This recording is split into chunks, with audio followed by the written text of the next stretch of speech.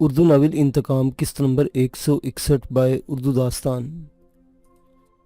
کیا واقعی اعظم واپس آ سکتا ہے؟ بالکل آ سکتا ہے، اور تم اسے اپنے ساتھ اس کی ماں تک بھی لے جا سکتی ہو۔ اس نے حیرت کی تصویر بنی نیلی کو یقین دہانی کروائی۔ اگر ایسا ہے تو میں آپ کا ساتھ دینے کے لیے تیار ہوں۔ آپ بتائیں کہ مجھے اس سلسلے میں کیا کرنا ہوگا۔ نیلی کے اداس چہرے پر جوش دکھائی دینے لگا۔ معاذ اس کی اعظم کے لیے جذبات کی بنیاد پر ہی اس سے مدد مانگنے پہنچا تھا۔ نتیجہ حسب مرضی نکلا تو متانہ سے مسکرایا اور رسان سے بولا، اس بار ہم لڑائی جھگڑے یا مار دھاڑ کے زور پر اعظم کو حاصل کرنے کی کوشش کرنے کے بجائے مذاکرات کے ذریعے معاملہ سدھارنے کی کوشش کریں گے۔ یہ مذاکرات بھی میں خود ہی کروں گا۔ تمہیں بس میرا ساتھ دینا ہوگا، اور خاص طور پر اس بات کا خیال رکھنا ہوگا کہ یہاں کسی اور کو اس کی خبر نہ ہو۔ وہ کیوں؟ وہ معاذ کی تاکید پر الجھی۔ بس ہے کوئی وجہ؟ تم یہ بتاؤ کہ یہ میری بات مان سکتے ہو یا نہیں؟ اعظم کی خاطر مان سکتے ہیں، لیکن پتہ نہیں کیوں مجھے ایسا لگ رہا ہے کہ آپ کوئی ایسی خطرناک حرکت کرنے جا رہے ہیں جس سے آپ کو نقصان پہنچ سکتا ہے۔ نیلی ایک ذہین لڑکی تھی، اس لیے اسے اندازہ لگانے میں دیر نہیں لگی کہ معاذ کچھ ایسا کرنے جا رہا ہے جس سے اسے نقصان پہنچنے کا احتمال ہے، اور اسی وجہ سے وہ اپنے ساتھیوں سے بھی بات چھپا رہا ہے۔ جب میں کہہ چکا ہوں کہ کوئی لڑائی جھگڑا نہیں ہوگا تو پھر کسی نقصان کا کیا سوال؟ بس بات صرف اتنی ہے کہ میں یہ کام بغیر کسی ہنگامے کے خاموشی اور سکون سے کرنا چاہتا ہوں، اور اسے انجام تک پہنچانے کے لیے مجھے ایک ساتھی کی ضرورت ہے جو اعظم کی حفاظت کر سکے۔ تمہاری اعظم کے لیے محبت کے باعث میں نے تمہارا انتخاب کیا ہے۔ اگر تم کسی اندیشے کے سبب میرا ساتھ دینے سے انکار کرو تو میں کسی دوسرے ساتھی سے بات کروں گا، لیکن ہوگا بس کوئی ایک ہی، تاکہ میں اپنے حسب منشا کام کر سکوں۔ اس نے بڑے مضبوط لہجے میں نیلی کو یقین دہانی کروانے کی کوشش کی۔ ٹھیک ہے، اعظم کی خاطر میں تیار ہوں۔ آپ بتائیں کہ کب اور کیا کرنا ہے۔ نیلی نے بے نیازی کے اظہار کے لیے شانے جھٹکے اور اپنی رضامندی دے دی۔ فی الحال تمہیں اپنا حلیہ درست کرنا ہے اور باہر جانے کے حساب سے ڈریس اپ ہونا ہے۔ معاذ نے اس کے بے ترتیب بالوں اور ملجے کپڑوں پر ایک نظر ڈالتے ہوئے اسے ہدایت کی۔ باہر کہاں؟ نیلی نے پوچھا، اور پھر وضاحت کرنے والے انداز میں بولی، میں اس لیے پوچھ رہی ہوں کہ جہاں جانا ہے اسی اعتبار سے تیار ہوں۔ سمجھو کوئی بزنس میٹنگ اٹینڈ کرنی ہے۔ معاذ نے اسے سنجیدگی سے بتایا اور کھڑے ہوتے ہوئے بولا، امید ہے تم رازداری کا پورا خیال رکھو گی۔ آپ بالکل بے فکر رہیں۔ نیلی نے اسے یقین دہانی کروائی تو وہ مطمئن ہو کر باہر نکل گیا۔ آپ ذرا نیلی کی مدد کروا دیں، میں کچھ دیر کے لیے اسے اپنے ساتھ باہر لے جانا چاہتا ہوں۔ باہر نکل کر اس نے لاؤنج میں منتظر بیٹھی نرس سے کہا تو وہ یسر کہتے ہوئی نیلی کے زیر استعمال کمرے کی طرف بڑھ گئی۔ معاذ نے کچھ ضروری کام نمٹائے اور خود بھی تیار ہونے لگا۔ تیار ہونے کے بعد اس نے ایک ضروری کال نمٹائی اور موبائل جیب میں ڈال کر نیلی کے لیے مخصوص کمرے کی طرف بڑھا۔ پچھلے فون ضائع ہونے کے بعد لالا نے ان لوگوں کے لیے نئے موبائل سیٹس اور سمز کا انتظام کر دیا تھا۔ اس نے اپنے تمام رابطہ نمبر گوگل اکاؤنٹ کی مدد سے ریکور کر لیے تھے، اس لیے اس حوالے سے کوئی پریشانی نہیں تھی۔ البتہ بشریٰ سے رابطہ نہ ہو سکنے کے باعث مسلسل فکر مند تھا، اور اس حوالے سے ذہن میں بہت سے خدشات تھے۔ ہاں، ایک امید ضرور تھی کہ جو کچھ کرنے جا رہا ہے اس کے بعد بشریٰ کو بازیاب کروانا زیادہ دشوار ثابت نہیں رہے گا۔ میں تیار ہوئی ہوں نا؟ نیلی سے سامنا سے قدرے کنفیوز انداز میں کہا۔ بہترین، اس نے ایک لفظ میں اسے مطمئن کیا، اور پھر نرس سے مخاطب ہو کر بولا، اگر کوئی پوچھے تو بتا دینا کہ میں نیلی کو اپنے ساتھ باہر لے گیا ہوں، تھوڑی دیر میں واپس ہو جائے گی۔ Okay sir. نیلی کے باہر جانے پر تذبذب کا شکار تھی، لیکن اعتراض کی ہمت نہیں کر سکی تھی۔ نیلی کے سامنے البتہ اس نے دبے الفاظ میں تھوڑا بہت اعتراض کیا تھا، لیکن نیلی نے کسی نہ کسی طرح اسے مطمئن کر دیا تھا۔ یہ اتفاق تھا کہ لالا اور وکی کسی کام کے لیے باہر نکلے ہوئے تھے، اور جارو سو رہا تھا، اس لیے کسی کے سوالات کا سامنا کرنے کی نوبت نہیں آئی تھی۔ ڈر تو نہیں لگ رہا؟ اس نے آن لائن ٹیکسی منگوائی اور اب اس کی پچھلی نشست پر نیلی کے ساتھ بیٹھا اسے دھیمی آواز میں دریافت کر رہا تھا۔ ساری زندگی تنے ہوئے رستے پر چلتے ہیں یا موت کے کنویں مومی کے پیچھے موٹر سائیکل پر بیٹھے گزاری ہے؟ ایسے میں کیا ڈر ہوتا ہے، کبھی خبر نہیں ہو سکی۔ ہاں، بس ایک بات سے ڈر لگتا ہے کہ مومی کو کھو نہ دوں۔ اب اس ڈر سے بھی گزر گئی ہوں تو سب ختم ہو گیا، ڈر بھی اور زندہ رہنے کی تمنا بھی۔ جنہیں زندگی پیاری نہ رہے پھر وہ کسی چیز سے نہیں ڈرتے۔ اس کی آنکھوں اور لہجے دونوں میں ویرانی تھی۔ آئی ایم سوری، مجھے خیال نہیں رہا کہ تم عدت میں ہوگی۔ مومی کی موت کا ذکر آیا تو اسے اس بات کا خیال آیا جسے پہلے سوچا ہی نہیں تھا۔ عدت؟ وہ عجیب سے انداز میں ہنسی۔ میرے ایسے حالات ہی کہاں ہیں کہ میں عدت کر سکوں؟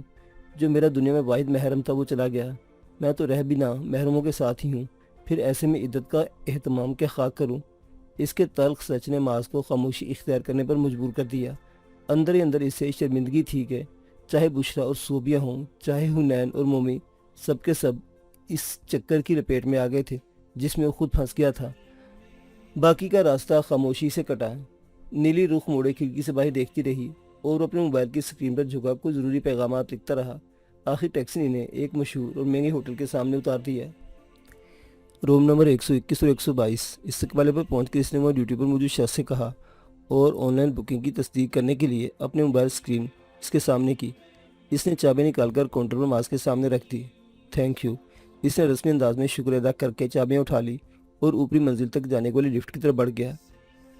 ان کے پاس ایسا کوئی سامان نہیں تھا جسے اٹھانے کے لیے کسی مدد کی ضرورت پڑتی، چنانچہ دونوں آرام سے ٹہلتے ہوئے جا کر لفٹ میں سوار ہوئے اور اپنی مطلوبہ منزل پر اتر گئے۔ تم اس کمرے میں جا کر دروازہ اندر سے لاک کر لو، میری ہدایت کے بغیر۔ نہ تم نے دروازہ کھولنا ہے اور نہ ہی کوئی کال ریسیو کرنی ہے، یہاں تک کہ لالا اور وکی میں سے بھی کسی سے اس وقت تک بات نہیں کرنی جب تک میں نہ کہوں۔ کمرہ نمبر 121 کے دروازے پر کھڑے ہو کر اس نے نیلی کو تاکید کی تو وہ اس بات میں سر ہلا کر کمرے کے اندر داخل ہو گئی۔ معاذ نے دونوں کمروں کے دروازوں پر ڈونٹ ڈسٹرب کی تختی لگائی اور خود کمرہ نمبر 122 میں پراجمان ہو کر ایک نمبر ڈائل کرنے لگا۔ Welcome to J&J۔ کال ملتے ہی ایک مشینی آواز سنائی دی اور ساتھ ہی ہدایت دی جانے لگی کہ کس مطلوبہ جگہ بات کرنے کے لیے کون سا کوڈ ملانا ہوگا۔ اس نے آپریٹر سے بات کرنے کا انتخاب کیا کیونکہ دیے گئے انتخاب میں کمپنی کی CEO سے بات کرنے کے لیے کوئی انتخاب موجود نہیں تھا۔ مجھے آپ کی CEO میڈم رافیل سے بات کرنی ہے۔ جیسے دوسری طرف سے کال ریسیو کی کہ اس نے اپنا مدعا بیان کیا۔ کیا میں جان سکتی ہوں کہ آپ کون سا ہی بات کر رہے ہیں؟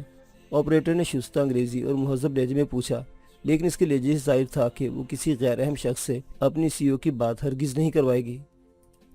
میرا نام معاذ ہے، آپ کی CEO کو یقیناً بات کر کے مجھ سے خوشی ہوگی۔ سوری سر، پلیز ریفرنس کے ساتھ اپنا تعارف کروائیں۔ میں ہر کال پر میڈم سے رابطہ کرنے کی مجاز نہیں ہوں۔ آپریٹر اپنی معذوری ظاہر کی۔ یقیناً آپ یہ کہنا چاہتے ہیں کہ آپ غیر اہم کالز ملانے کی مجاز نہیں، لیکن یاد رکھیں کہ میں میڈم رافیل کے لیے اتنا اہم فرد ہوں کہ اگر ان کو علم ہو گیا کہ آپ نے میرا ان سے رابطہ کروانے میں اتنی تاخیر کی ہے تو آپ کو ان کی ناراضگی کا سامنا کرنا پڑ سکتا ہے۔ اس کے لہجے کے اعتماد نے آپریٹر کو متزلزل کر دیا۔ پلیز آپ ہولڈ کریں سر۔ وہ خود لائن پر سے غائب ہو گئے۔ اسپیکر سے موسیقی کی آواز ابھرنے لگی۔ ماس کو زیادہ دیر انتظار کی زحمت نہ اٹھانا پڑی اور میڈم رافیل عرف میڈم ایکس کی مخصوص آواز اس کی سماعت سے ٹکرائی۔ تو آخر کار تم نے ہار مانی لی۔ تمہیں سوچ کر ہی خوشی ہوتی ہے تو خوش ہو لو۔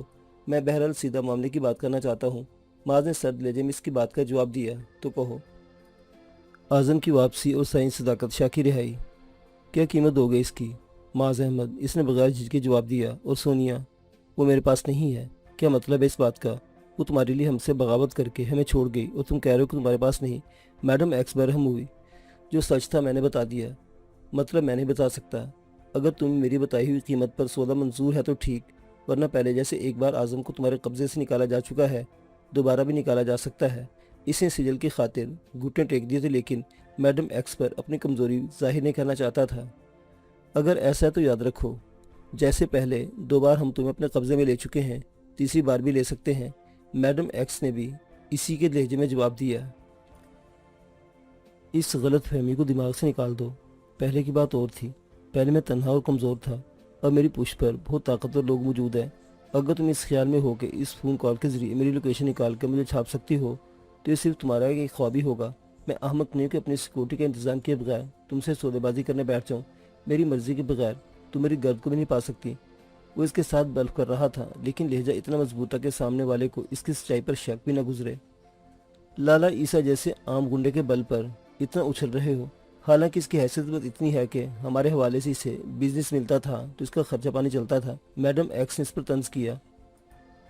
یوں تو لالا عیسیٰ جیسا بقول تمہارے عام سا گنڈا بھی کئی بار تم لوگوں کو دھول چٹا چکا ہے، لیکن میں واضح کر دوں کہ میری پشت پر اس سے بھی کہیں زیادہ طاقتور پارٹی ہے۔ اتنی طاقتور پارٹی کہ تمہارے سائنسی شعبوں سے لیس قلعے کے سارے حفاظتی انتظامات کو ناکارہ کر کے تمہارے سر پر پہنچ جاؤ اور تم خود اپنے ہاتھوں سے اعظم کو میرے حوالے کر دو۔ لیکن میں اس سب میں صرف اور صرف اس لیے نہیں چاہتا کہ میرے پاس وقت کی کمی ہے۔ میں جانتا ہوں کہ اعظم یا سائنس صداقت شاہ سے تمہارا کوئی لینا دینا نہیں۔ تم نے ان پر ہاتھ مجھے قابو پانے کے لیے ڈالا ہے، تو بس جب میں خود کو تمہارے حوالے کر رہا ہوں تو ختم کرو یہ سارا کھڑاک اور پالو اپنا مقصد۔ وہ بغیر کسی لاگ لپیٹ کے بالکل سیدھی بات کر رہا تھا اور جو کہہ رہا تھا اس میں کوئی جھوٹ بھی نہیں تھا۔ اگر لالا کے مشورے پر وہ اپنے چینی مہربانوں سے رابطہ کر کے ان سے مدد طلب کرتا تو سچ مچ ان سب پر عمل ہو سکتا تھا، لیکن وقت شاید کچھ زیادہ لگ جاتا और वो وقت بچانے کا خواہاں تھا۔ اس بات کی کیا گارنٹی ہے کہ اس لین دین میں ہمارے ساتھ دھوکہ نہیں ہوگا؟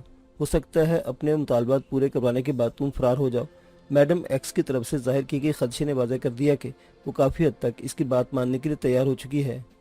گارنٹی میری زبان ہے، میں کہہ رہا ہوں کہ میں اعظم کے بدلے خود کو تمہارے حوالے کر دوں گا تو یقین رکھو کہ ایسا ہی ہوگا، لیکن تم چاہو تو سائیں صداقت شاہ کی پولیس کی حراست سے رہائی کو میرے خود تک پہنچنے میں موقوف کر دو، اس طرح دونوں طرف سے ہی دھوکے کا احتمال نہیں رہے گا۔ اس نے حل پیش کیا۔ ٹھیک ہے ڈن، اب تم یہ بتاؤ کہ اس تبادلے کا طریقہ کار کیا ہوگا؟ آخرکار میڈم ایکس نے اس کی بات ماننے کا عندیہ دے دیا۔ پہلے اعظم کو میرے ساتھیوں کے حوالے کیا جائے گا اور جب وہ بحفاظت نکل جائے گا تو میں خود کو تمہارے حوالے کر دوں گا۔ میں کہاں ہوں یہ تو اب تک تم نے کھوج لیا ہوگا۔ بے شک اس جگہ کو اپنے گھیرے میں لے لو، لیکن دھوکہ کرنے کی حماقت ہرگز نہ کرنا۔ اس نے ایک بار پھر تنبیہ کرنا ضروری سمجھا۔ اعظم کو کہاں پہنچانا ہوگا؟ میڈم ایکس نے اسی کی تنبیہ کے جواب میں کچھ کہنے کی بجائے معاملے کی بات کی۔ یہ میں کچھ دیر بعد بتا دوں گا، اس نے کہہ کر سلسلہ منقطع کر دیا۔ اب اسے وکی یا لالا عیسی میں سے کسی سے بات کرنی تھی، لیکن ان سے پہلے اس نے نیلی کا نمبر ملایا۔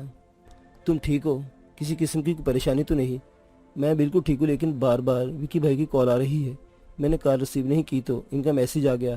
شاید آپ نے ان کو صورتحال سے آگاہ کرنے کے لیے کوئی پیغام بھیجا تھا، تو وہ پریشان ہو رہے تھے اور جاننا چاہ رہے تھے کہ ہم دونوں اس وقت کہاں ہیں۔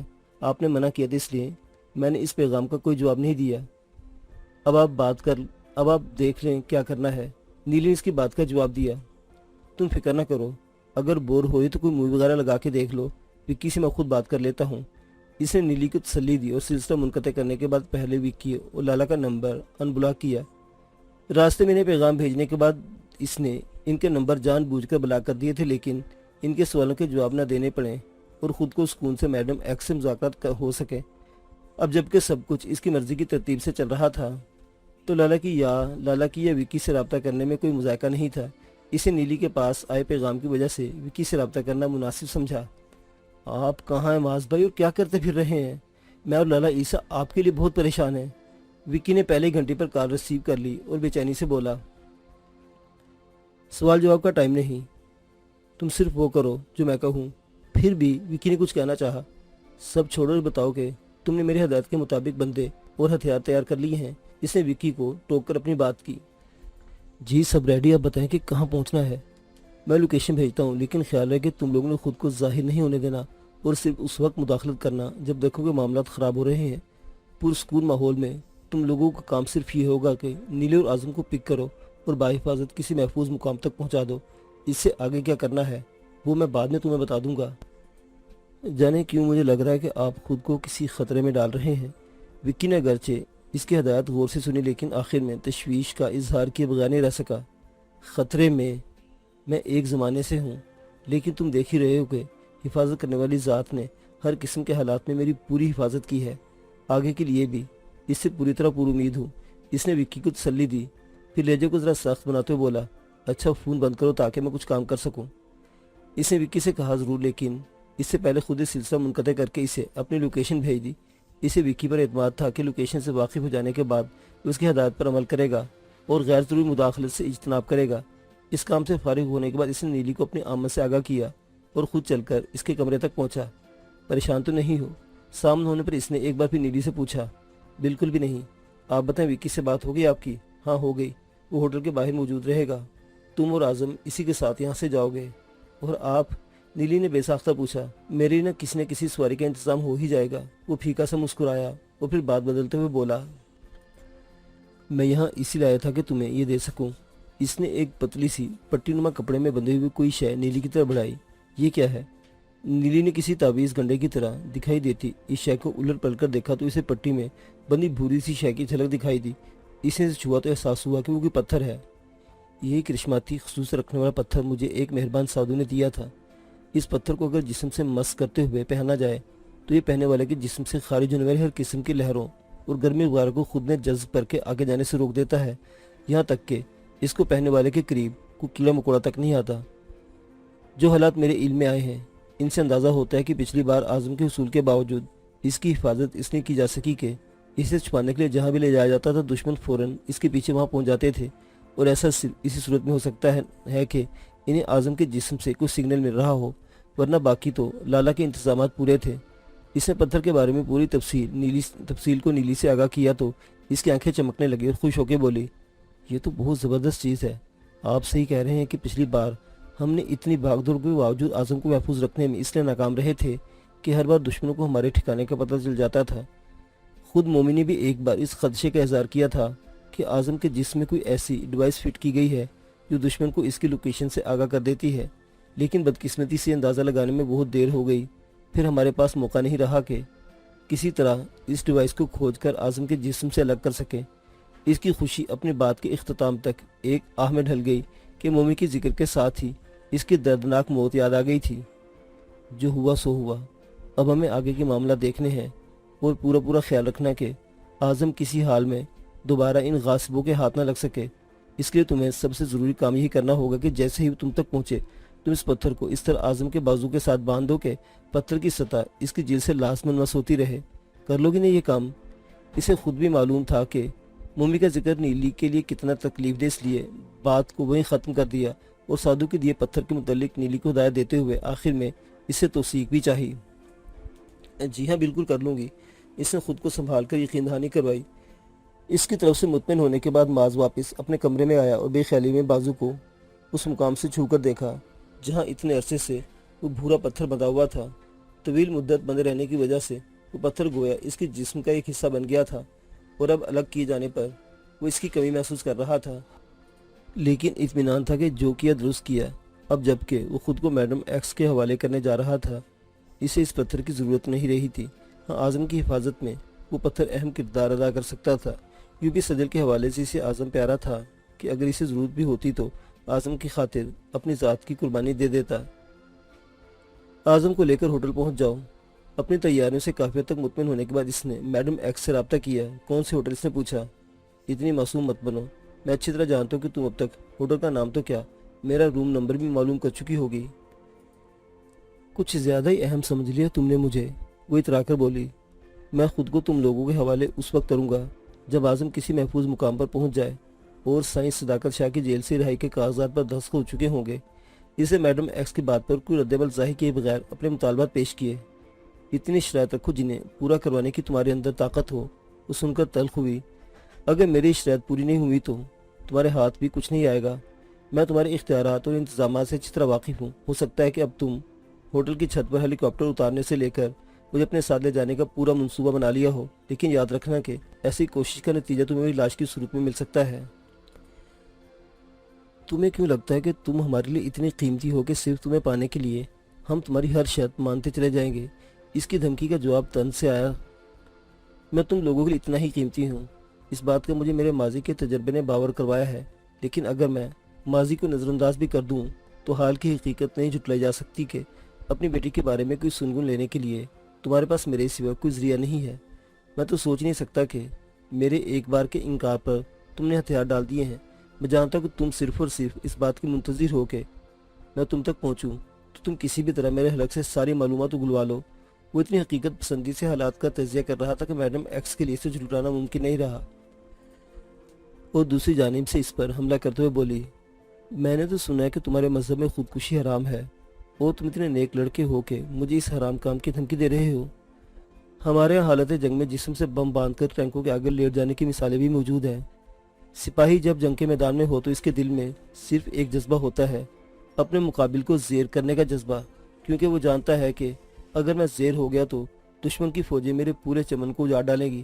میں بھی حالت جنگ میں ہوں اور حالات کے مطابق کچھ بھی کر گزرنے کے لیے تیار ہوں، اس لیے میری مانو تو مجھے دھوکہ دینے کی حماقت نہ کرنا۔ ویسے خودکشی میرے پاس آخری آپشن ہوگا۔ پہلے نمبر پر تو ہم تمہیں تمہاری چالوں کا جواب دیں گے اور اپنے ہر اینٹ کے جواب میں تمہیں ہمارا پتھر ضرور کھانا پڑے گا۔ وہ کسی طور میڈم ایکس کے قابو میں آنے کے لیے تیار نہیں تھا۔ ٹھیک ہے، نہیں ہوگا دھوکہ، لیکن جواباً تمہیں بھی ایسی ہی ایمانداری کا مظاہرہ کرنا ہوگا۔ میڈم ایکس نے حامی بھرنے کے ساتھ ساتھ شرط بھی رکھی۔ اس کی میں پہلے ضمانت دے چکا ہوں، بس تو پھر اعظم تمہارے پاس بھجوا رہی ہوں۔ 20 منٹ سے زیادہ وقت نہیں لگنا چاہیے، اس نے تاکید کی اور اپنی بات مزید زور پیدا کرنے کے لیے بولا۔ اس سے زیادہ وقت لگنے کی صورت میں اپنی جگہ چھوڑ دوں گا، اور تمہیں اس بات کا تجربہ ہے کہ جب میں غائب ہو جاؤں تو تمہارے لوگ مجھے کھوج نہیں پاتے۔ سب کچھ تمہاری مرضی کے مطابق ہوگا۔ آواز سے صاف اندازہ ہو رہا تھا کہ یہ جواب دیتے ہوئے میڈم ایکس نے اپنے دانت کچکچائے ہیں گڈ۔ معاذ نے چڑھانے والے انداز میں اسے فیصلے کو سراہا اور پھر سنجیدگی اختیار کرتے ہوئے بولا، میرے فون بند کر دے، تمہارا وقت شروع ہو جائے گا۔ ٹھیک 20 منٹ بعد مجھے اعظم کے یہاں پہنچنے کی اطلاع ملنی چاہیے، دوسری صورت میں 21واں منٹ ختم ہونے سے پہلے میں یہاں سے جا چکا ہوں گا۔ یہ الفاظ کہنے کے بعد اس نے دوسری طرف کا جواب سنے بغیر سلسلہ منقطع کر دیا اور خود وکی کو کال ملائی۔ ہم یہاں پہنچ چکے ہیں اور پوزیشن سنبھال لی ہے، زمین سے لے کر فضا تک ہر طرف ہماری نظریں ہیں، کوئی کہیں سے بھی آئے ہماری زد سے دور نہیں ہوگا۔ کوئی مشکوک سرگرمی اس نے وکی کی رپورٹ پر اطمینان محسوس کرتے ہوئے اگلا سوال کیا۔ 3 عدد گاڑیوں اور 2 موٹر سائیکل سواروں پر ہمیں شک ہے کہ وہ نگرانی کر رہے ہیں، ان سے کوئی چھیڑ چھاڑ کیے بغیر ہم نے ان پر نظر رکھی ہوئی ہے، وکی نے بتایا۔ بالکل ٹھیک، اب آگے کی پلاننگ سنو۔ اب سے ٹھیک 18 منٹ بعد نیلی ہوٹل سے باہر نکلے گی، وہ باہر نکلے تو تمہاری گاڑی اسے پک کرنے کے لیے باہر موجود ہونی چاہیے۔ وہ جب گاڑی میں بیٹھے گی انشاءاللہ اعظم پہنچ جائے گا۔ اسے نیلی کے حوالے کیے جانے وقت تم لوگوں کو بہت چوکنا رہنا ہوگا۔ اعظم کو نیلی کے حوالے کیے جانے پر جیسے ہی گاڑی حرکت میں آئے تمام مشکوک گاڑیوں اور موٹر سائیکلوں کے ٹائر برس کر دینا۔ نشانہ تو اچھا ہے نا تمہارے آدمیوں کا؟ میں کسی عام آدمی کو تمہاری اندھی گولیوں کا نشانہ بنتے ہوئے ہرگز بھی نہیں دیکھنا چاہتا۔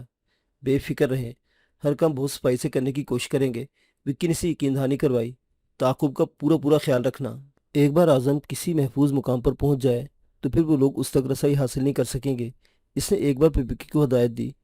اصل میں اسے خود بھی احساس تھا کہ اس نے یہ سارا منصوبہ بہت عجلت میں تیار کیا ہے اور مختصر نوٹس پر حرکت میں آنے والے وکی کو بالکل بھی تیاری کا موقع نہیں مل سکا، اس لیے بار بار اسے ہدایت دے رہا تھا۔ میں ہر بات کا خیال رکھوں گا، لیکن آپ اپنا تو بتائیں کہ آپ کیسے نکلیں گے وہاں سے۔ وکی کو ان ساری باتوں کے بیچ بھی اس کی فکر لاحق تھی۔ میں بچہ نہیں وکی، مجھے کہاں اور کیسے جانا ہے میں پہلے ڈیسائیڈ کر چکا ہوں۔ تم میری فکر میں وقت ضائع کرنے کے بجائے اس بات پر فوکس کرو جو تمہیں کرنا ہے۔ حسب سابق اپنے معاملے میں سے وکی کو زیادہ بات نہ کرنے دی اور سخت لہجہ اختیار کر کے اسے مجبور کر دیا کہ وہ صرف اس موضوع پر بات کرے جس پر وہ چاہتا ہے، جیسی آپ کی مرضی۔ وکی اس کے انداز پر غصہ گیا، لیکن اس نے نظر انداز کر دیا کہ اس وقت وہ وکی کی دلجوئی سے زیادہ اعظم کی سلامتی کے لیے متفکر تھا۔ میں تمہیں کچھ کوڈ ورڈز بھیج رہا ہوں، جلد اعظم کے سلسلے میں کوئی تم سے رابطہ کرے گا، اسے ان کوڈ ورڈز کے تبادلے میں اس پر اعتماد کر سکتے ہو۔ وہ شخص خود پلان تیار کر لے گا کہ اعظم کو سرجل تک کس طرح پہنچایا جائے۔ اعظم کو اس شخص کے حوالے کرنے کے بعد تمہاری ذمہ داری ختم ہو جائے گی، البتہ نیلی کو اعظم کے ساتھ ہی رہنا ہوگا۔ اعظم اس کے ساتھ مانوس ہے، اس لیے وہ اس کا بہت اچھی طرح خیال رکھ سکتی ہے۔ اسے اندازہ نہیں ہو سکا کہ اس کی ان آخری ہدایت پر وکی کا دل دھک سے رہ گیا اور اسے یقین ہو چکا تھا کہ اس کی طرف سے کوئی گڑبڑ ہے، ورنہ کیسے ممکن تھا کہ وہ اعظم کے آگے کے معاملات مکمل طور پر اس کے سپرد کر دیتا اور آگے کی کارروائی میں خود اس کا اپنا ذکر تک نہ ہوتا۔ وہ وکی کو کسی سوال کا موقع دیے بغیر سلسلہ منقطع کر کے اسے متذکرہ کوڈ بھیجنے میں مصروف ہو گیا تھا۔ اس کے بعد اس نے مادام زنہو کے دیے گئے اس نمبر پر ایک قدرے طویل پیغام بھیجا تھا جو چین سے واپس پاکستان آتے ہوئے اسے کسی ایمرجنسی کی صورت میں رابطہ کرنے کے لیے فراہم کیا گیا تھا۔ یہ سب کو بہت تیزی سے نپٹانے کے باوجود 15 منٹ گزر چکے تھے اور اب اسے نیلی کو ہدایت دینی تھی۔